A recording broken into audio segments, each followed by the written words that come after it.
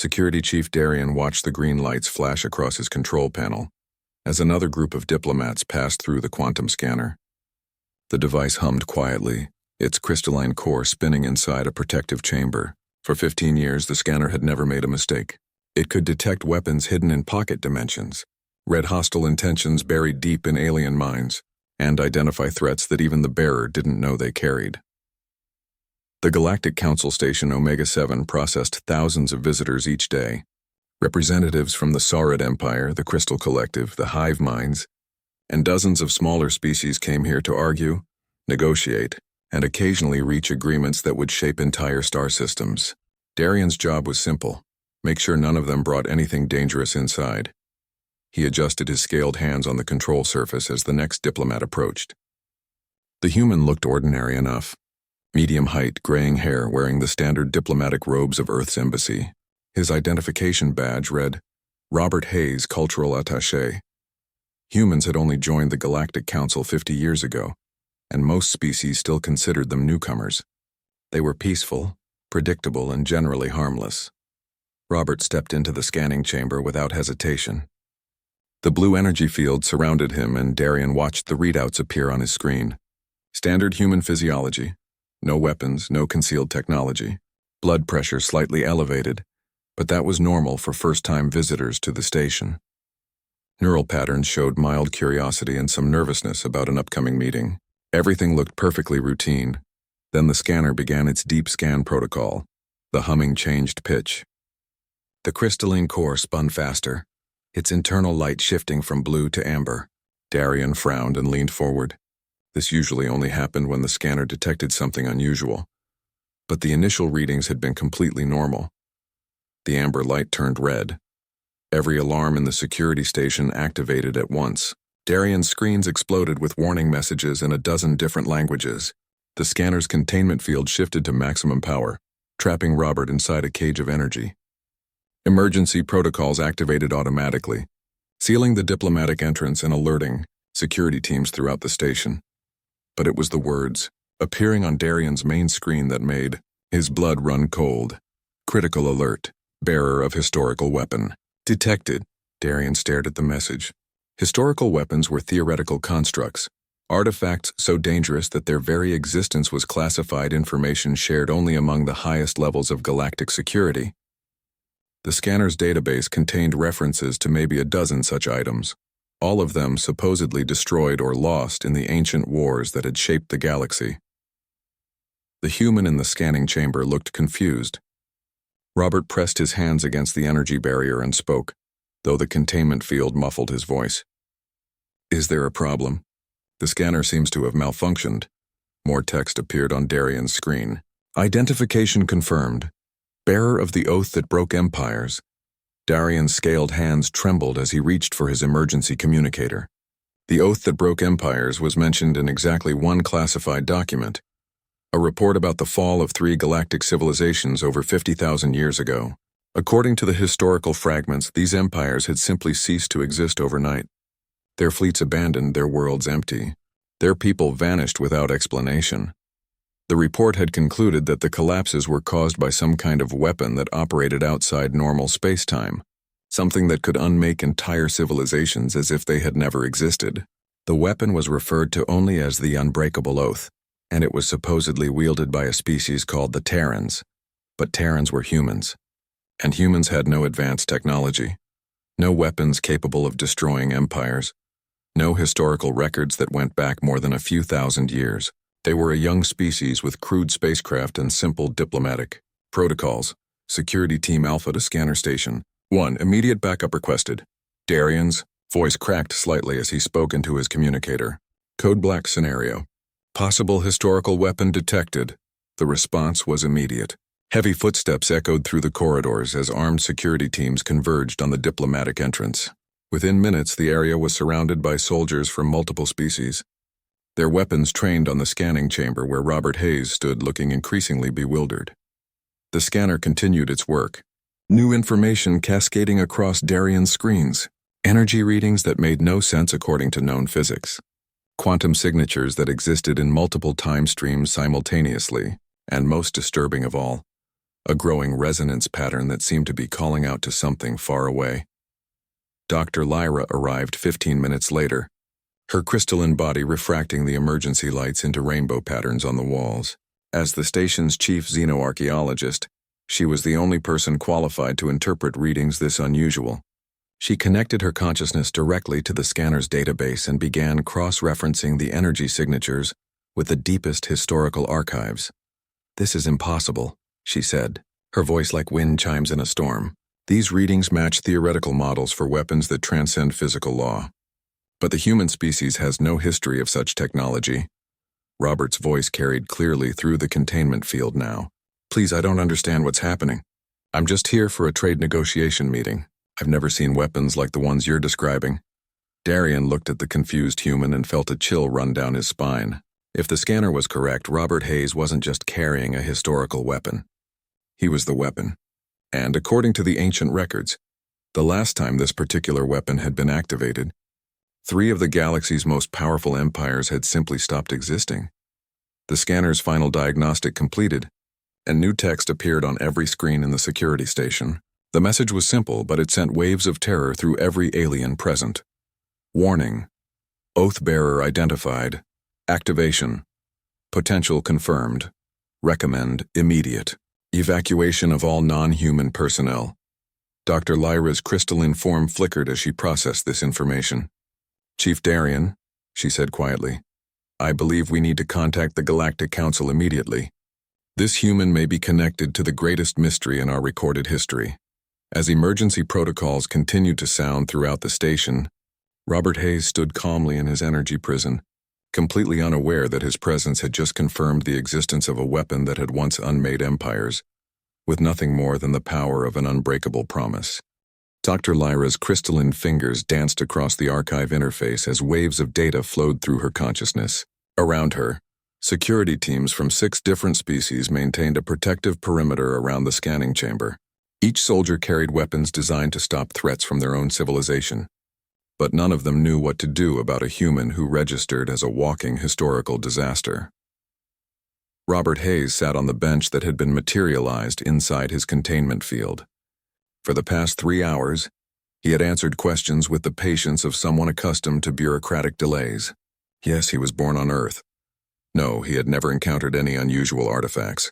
His family tree was ordinary, his medical records standard, and his diplomatic credentials completely legitimate. The quantum scanner disagreed with all of it. Every few minutes, the device would emit a new series of readings that made the assembled scientists exchange worried glances. Energy signatures that existed in past, present, and future simultaneously. Quantum entanglement patterns that connected to locations the scanner couldn't identify. And strangest of all, a growing resonance that seemed to be attracting responses from across the galaxy. "The historical archives are fragmentary," Dr. Lyra announced to the assembled group.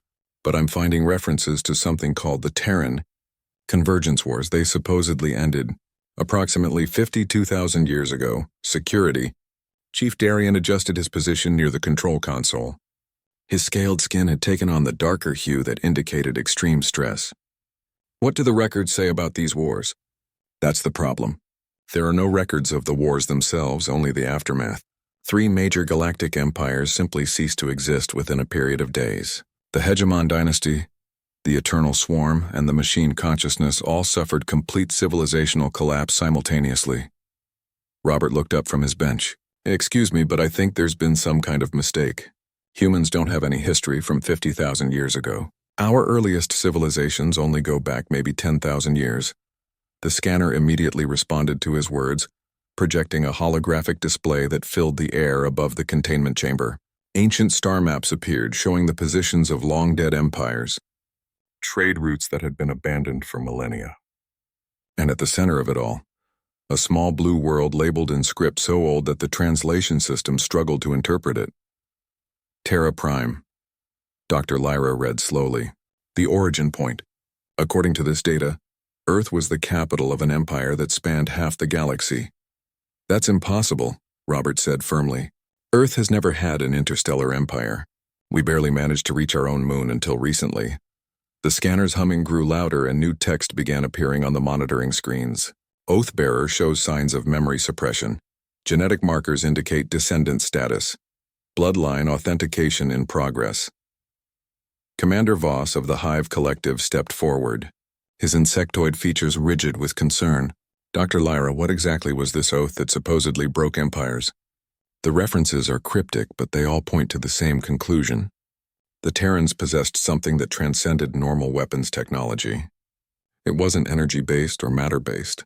According to the surviving fragments, it was conceptual. Conceptual weapons are theoretical, Darien protested.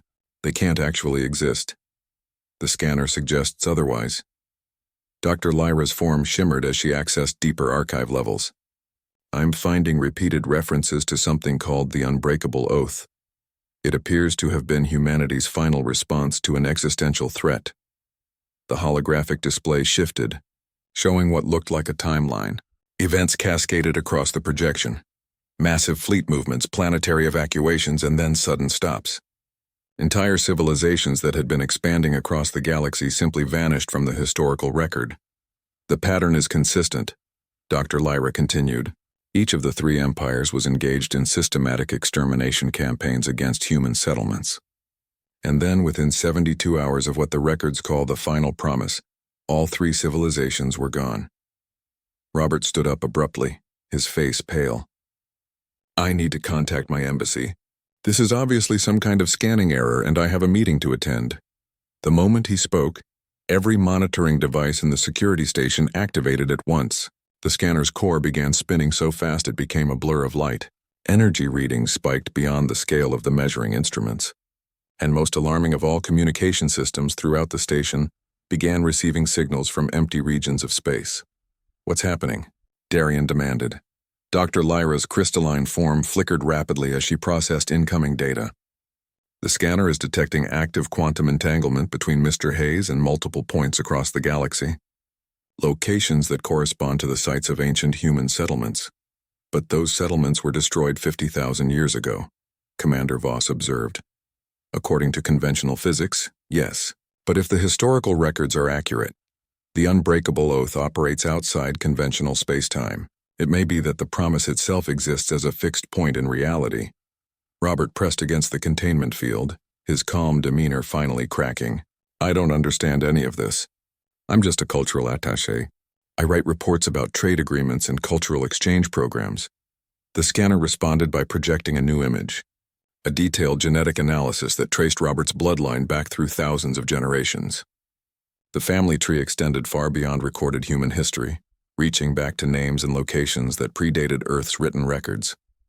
Fascinating, Dr. Lyra murmured. Mr. Hayes, according to this analysis, you're a direct descendant of someone called the Last Promise Keeper. Your genetic code contains dormant sequences that don't match any known human variations. That's ridiculous. My family has lived on Earth for as long as anyone can remember. New alarms began sounding as the scanner detected something else. The quantum resonance was growing stronger, and sensors throughout the galaxy were starting to pick up matching signals. It was as if Robert's presence in the scanning chamber had sent a wake-up call to something vast and ancient. Dr. Lyra turned to address the assembled security teams. I recommend we contact the Galactic Council immediately. If the historical records are accurate, we may be dealing with something that poses a threat to every civilization in known space. Or a protection, Commander Voss added quietly. The records suggest that the oath was defensive in nature. Robert slumped back onto his bench, overwhelmed by the implications of what he was hearing. I just wanted to attend a trade meeting. I've never hurt anyone in my life. The scanner's final diagnostic appeared on the main screen, and its words sent a chill through everyone present. Warning, oath activation sequence detected. Estimated time to full awakening. Unknown. Recommend immediate protective measures for all human personnel. As emergency protocols continued to sound throughout Station Omega-7, it became clear that Robert Hayes was no longer just a confused diplomat.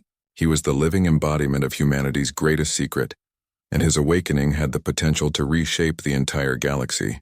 The emergency council session convened in the station's highest security chamber, a room shielded by layers of energy barriers and dimensional locks. Representatives from 12 major galactic civilizations sat around a circular table, their attention focused on the holographic recordings of Robert Hayes in his containment field. For 6 hours, Dr. Lyra had been presenting her findings from the deepest archive levels, and the implications grew more disturbing with each revelation. "The quantum archaeological data is conclusive," Dr. Lyra announced, her crystalline form casting rainbow patterns on the chamber walls. 52,000 years ago, humanity possessed technology that operated on principles we still don't understand. They didn't just have advanced ships or weapons. They had mastered the manipulation of reality itself. Ambassador Crane of the Stellar Federation leaned forward in his chair. "Dr. Lyra, you're asking us to believe that a species we considered primitive newcomers once ruled half the galaxy? Where's the physical evidence?" "That's exactly the problem. According to the records, the Terrans deliberately erased all traces of their civilization before they disappeared. They called it the Great Forgetting, and it appears to have been a voluntary cultural amnesia, designed to prevent their descendants from accessing dangerous knowledge." The holographic display shifted to show detailed scans of Robert's genetic structure. Sections of his DNA were highlighted in different colors, revealing patterns that defied conventional understanding of human evolution. Mr. Hayes carries genetic markers that suggest his ancestors underwent deliberate modification. Specific sequences appear to be designed as storage devices for information that exists outside normal biological parameters. Security Chief Darien raised his scaled hand. "Are you saying his DNA contains actual historical data?" "More than that. The scanner indicates that certain humans carry what can only be described as conceptual weapons encoded in their genetic structure. These weapons remain dormant until specific trigger conditions are met." The chamber fell silent as the implications sank in. Ambassador Thessian of the Crystal Collective spoke first. "What kind of trigger conditions?" Dr. Lyra manipulated the holographic display, showing the scanner's analysis of Robert's psychological state. "The triggers appear to be related to existential threats against humanity as a species. Individual threats register as background noise, but threats to human survival as a whole activate dormant genetic sequences."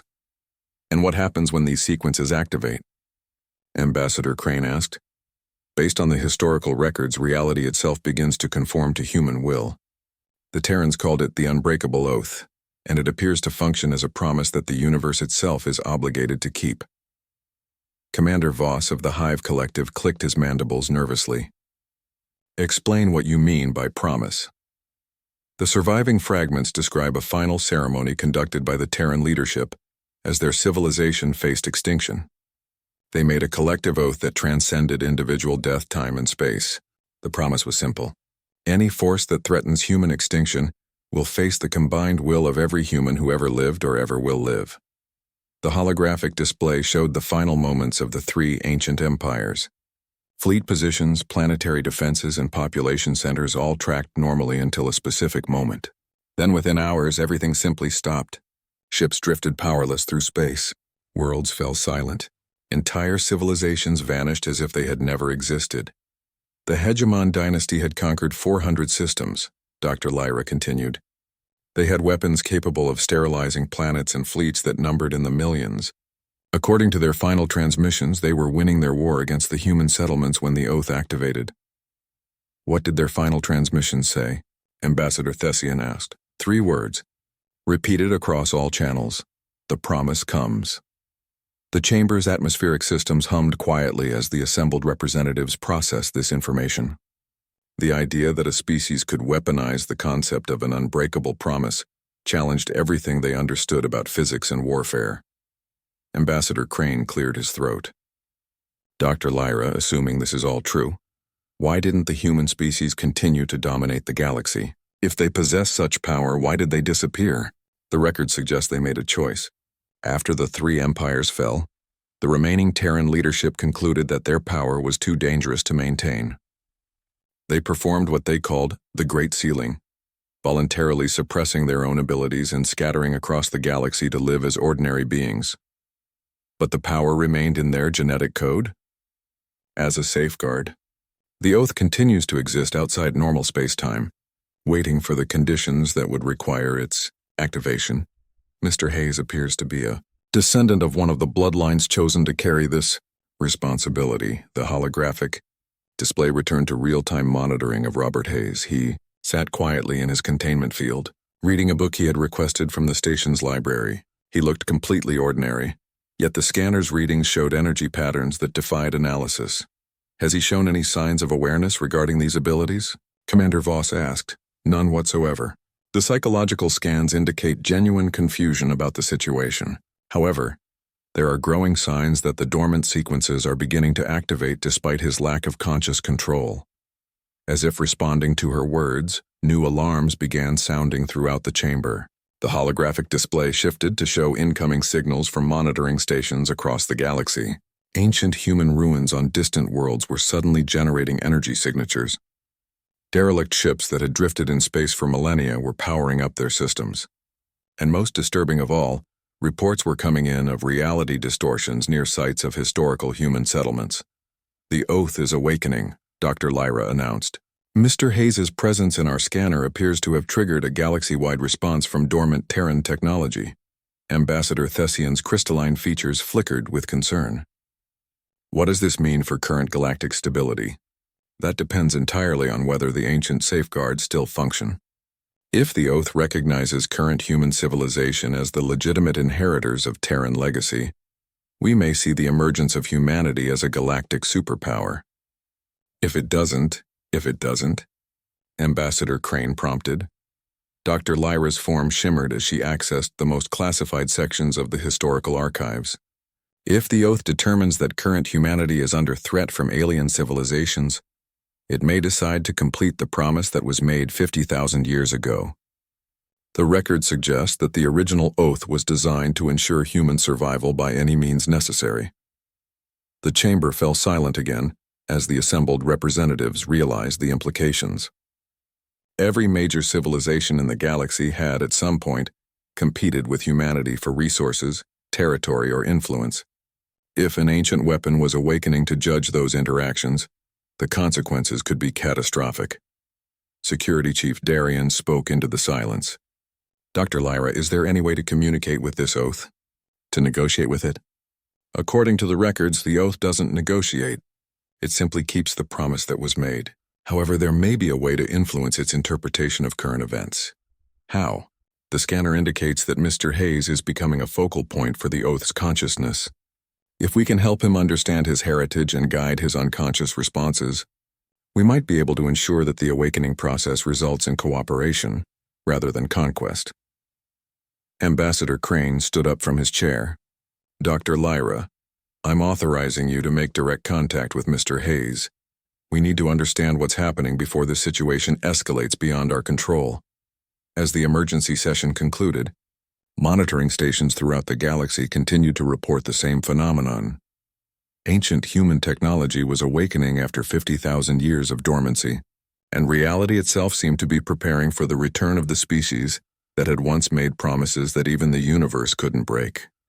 Robert Hayes woke from his nap with someone else's memories flooding his mind. He sat up on the containment field's bench, his hands trembling as images flashed through his consciousness. Massive cities that stretched between stars, ships the size of moons, and everywhere, humans who moved with the confidence of a species that had never learned to fear the universe. Mr. Hayes, are you feeling all right? Dr. Lyra's voice came through the containment field's communication system. She had been monitoring him for the past 12 hours, watching as his brain patterns shifted into configurations that shouldn't exist in modern humans. I'm seeing things that aren't my memories, Robert said, pressing his palms against his temples. Cities I've never visited, people I've never met, and there's something else, a feeling like I'm supposed to remember something important. The quantum scanner registered the changes immediately.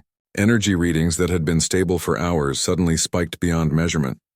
The containment field itself began to fluctuate as Robert's unconscious mind started accessing abilities that had been dormant in his genetic code for millennia.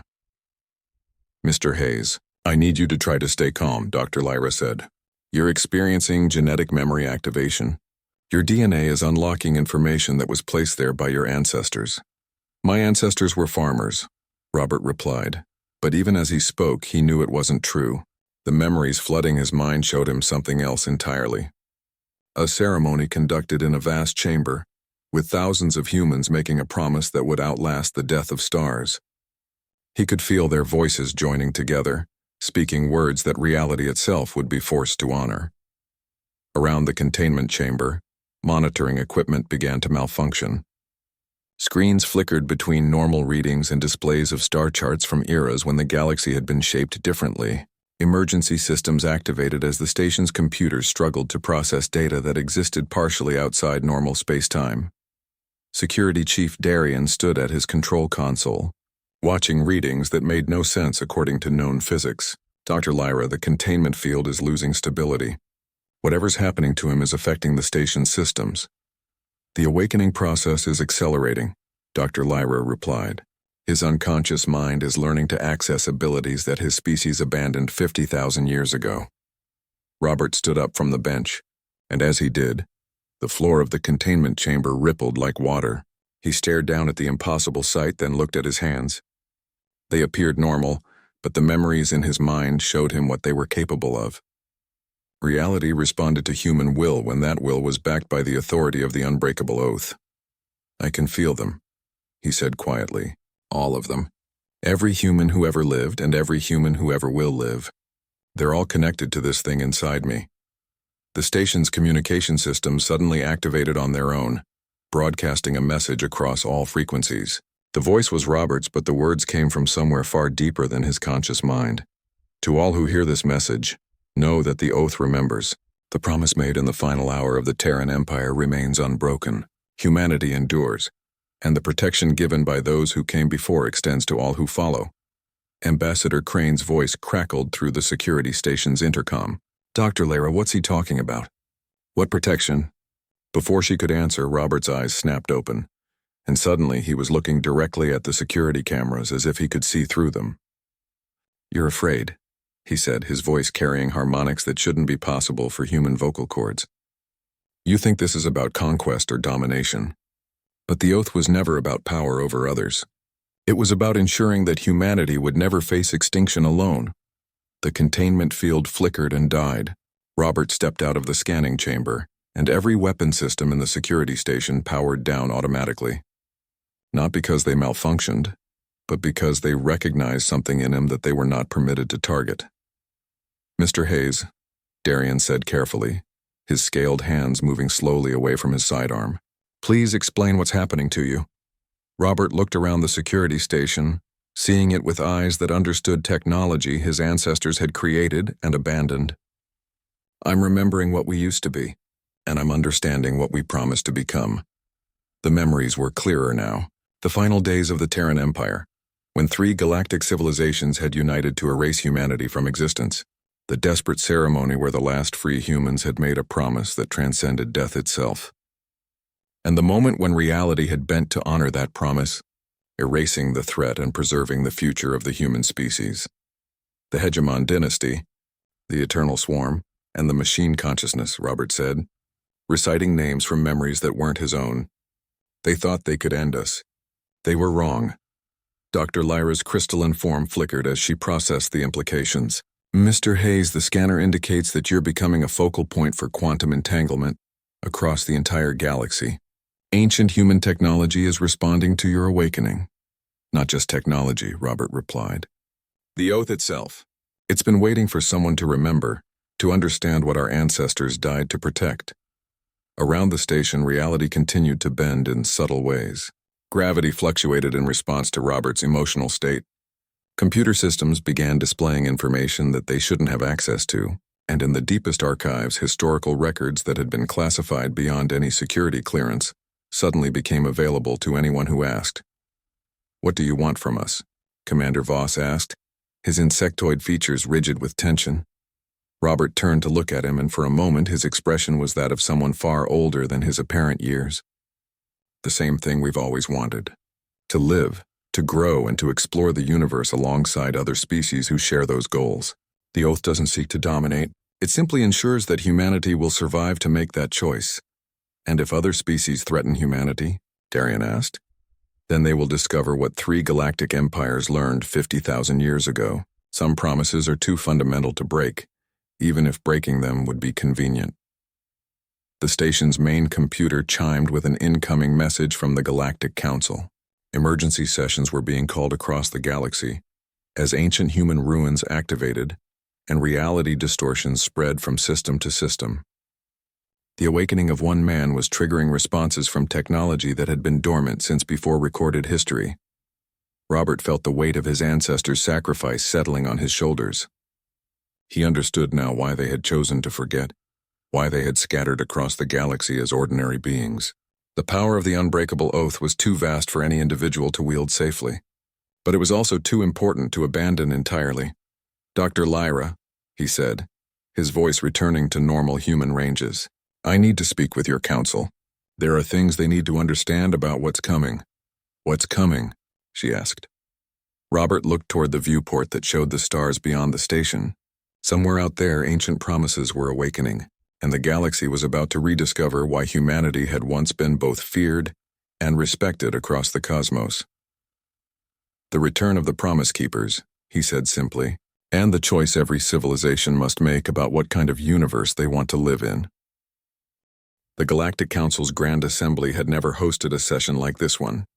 Representatives from over 200 species filled the massive chamber, their attention focused on the human who stood calmly at the center of the speaking floor. Robert Hayes no longer looked like the confused diplomat who had triggered a scanner malfunction 3 days ago. The awakening process had changed him in ways that were visible to anyone who cared to look closely. His eyes held depths that seemed to extend beyond normal space-time. When he moved, reality rippled slightly around him, as if the universe itself was adjusting to accommodate his presence. And most unsettling of all, monitoring equipment throughout the chamber registered quantum entanglement patterns that connected him to points across the galaxy that shouldn't exist. "Honored representatives," Robert began, his voice carrying easily through the vast chamber without amplification, "I stand before you as a living reminder of promises made and prices paid. My ancestors called themselves the Terrans, and they ruled half this galaxy before choosing to disappear from history. Today I will tell you why they made that choice and what it means for all of us." Chancellor Morvek of the Galactic Council gestured for him to continue. The ancient being had presided over interstellar politics for over 3 centuries, but even he seemed shaken by the implications of what they had discovered. 52,000 years ago, humanity faced extinction, Robert continued. 3 of the galaxy's most powerful civilizations had united with a single goal: the complete eradication of the human species. They saw us as a threat that needed to be eliminated before we could grow strong enough to challenge their dominance. The holographic display activated, showing star charts from the ancient era, fleet movements, battle lines, and the gradual retreat of human forces toward their core worlds played out in 3-dimensional detail. The Hegemon dynasty brought their reality-warping battleships. The Eternal Swarm deployed planetary consumption protocols. The machine consciousness calculated that human creativity was a variable that threatened universal order. Together, they commanded resources that dwarfed anything we could field in conventional warfare. Murmurs rippled through the assembly as representatives recognized the implications. If such powerful civilizations had united against humanity, the human species should have been extinct long before recorded history began. Faced with inevitable defeat, our leaders made a choice that would echo across time itself. They gathered in the Temple of Final Promises on Terra Prime and spoke an oath that reality itself would be bound to honor. Robert raised his hand, and the chamber's lighting dimmed as ancient memories flowed through him. When he spoke again, his voice carried harmonics that resonated in frequencies beyond normal hearing. "We swear by the bonds that connect all human consciousness across time and space. We swear by the dreams of our children and the sacrifices of our ancestors. We swear by the hope that drives us to reach for the stars and the courage that lets us face the unknown, that any force which seeks the extinction of humanity will face the combined will of every human who ever lived, lives now, or ever will live. This promise transcends death, transcends time, transcends the boundaries of reality itself. It cannot be broken, cannot be circumvented, and cannot be forgotten. So we swear, and so it shall be." The words hung in the air like a physical presence. Throughout the chamber, sensitive individuals felt something vast and ancient stir in response to their speaking. The quantum entanglement patterns surrounding Robert intensified, and monitoring stations across the galaxy registered synchronous energy spikes from every location that had once hosted human settlements. Within 72 hours of that oath being spoken, 3 galactic empires ceased to exist, Robert continued. Not destroyed in battle, not conquered by superior force, but simply edited out of reality, as if they had never been. The universe itself honored the promise that had been made. Ambassador Thessian of the Crystal Collective spoke from her position in the assembly. Mr. Hayes, are you saying that human willpower can literally rewrite reality? Not human willpower alone. The collective human will, focused through the authority of an unbreakable promise. The oath creates a connection between every human consciousness that has ever existed or ever will exist. When that connection is threatened, reality itself responds to preserve it. Dr. Lyra's crystalline form flickered as she accessed the deepest historical archives. The energy signatures we've been detecting suggest that this connection still exists. Every human alive today is linked to this ancient promise. But why did your ancestors choose to abandon such power? Chancellor Morvek asked. Robert's expression grew somber as he accessed memories of the decision that had shaped human history. Because they understood the responsibility that came with it. The oath had saved humanity, but it had also revealed the terrible price of absolute promises. 3 entire civilizations, with all their art, culture, and individual lives, had been erased because they threatened human survival. The holographic display showed the aftermath of the oath's activation, empty worlds, drifting ships, and the scattered remnants of civilizations that had simply stopped existing. The scale of the loss was almost incomprehensible. Our leaders faced a choice. They could use the oath to become the galaxy's dominant species, ruling through the threat of existential erasure. Or they could choose a different path. What path did they choose? Ambassador Crane asked. They chose to forget. The Terran Empire voluntarily dissolved itself, scattering its people across the galaxy to live as ordinary beings. They suppressed their own technology, abandoned their positions of power, and allowed themselves to become just another species, struggling to find their place among the stars. But they kept the oath active? Commander Voss observed, as a safeguard only. The promise remains, but it activates only when humanity faces true extinction. Individual threats, local conflicts, even significant losses can occur without triggering the oath. But if someone or something attempts to erase humanity as a species, Robert didn't need to finish the sentence. The implications were clear to everyone in the chamber. The awakening process you're witnessing now is the oath's response to current galactic conditions, he continued. Ancient monitoring systems have detected patterns that suggest humanity might once again face existential threats. The promise is stirring, preparing to honor the commitment made 50,000 years ago. Chancellor Morvek leaned forward in his elevated chair. Mr. Hayes, what would you have us do with this information? Understand it, accept it, and help me ensure that the oath's awakening leads to cooperation rather than catastrophe. My ancestors chose to be ordinary because they believed that extraordinary power should only be used in extraordinary circumstances. I intend to honor that choice. The chamber fell silent as the assembled representatives processed the implications of what they had learned. Humanity, the species many of them considered junior partners in galactic civilization, carried within their genetic code the potential to unmake any threat to their existence. The oath isn't about dominance, Robert concluded. It's about survival, and it ensures that humanity will always have a choice about what kind of future we want to build together. As the session concluded, monitoring stations throughout the galaxy continued to report the same phenomenon. Ancient human technology was fully awakening, reality distortions were spreading, and the universe itself seemed to be preparing for the return of promises that could not be broken. The galaxy was about to discover whether humanity would choose to wield their ancestral power, or find a way to secure their future through the same wisdom that had led their predecessors to voluntarily forget the terrible strength they possessed. 3 weeks after Robert Hayes first stepped into a malfunctioning scanner, the galaxy had learned to live with a new reality.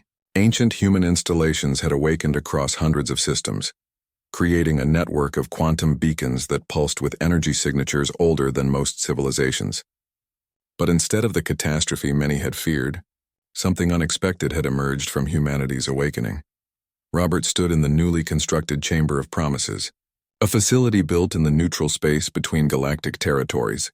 The room had been designed according to specifications that had appeared spontaneously in the minds of human engineers across the galaxy.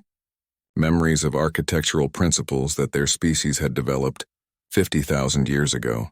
The walls hummed with harmonics that promoted calm and honest communication, while the central platform was equipped with technology that could detect and verify the sincerity of spoken commitments. The old Terran Empire understood something that we've spent millennia trying to relearn.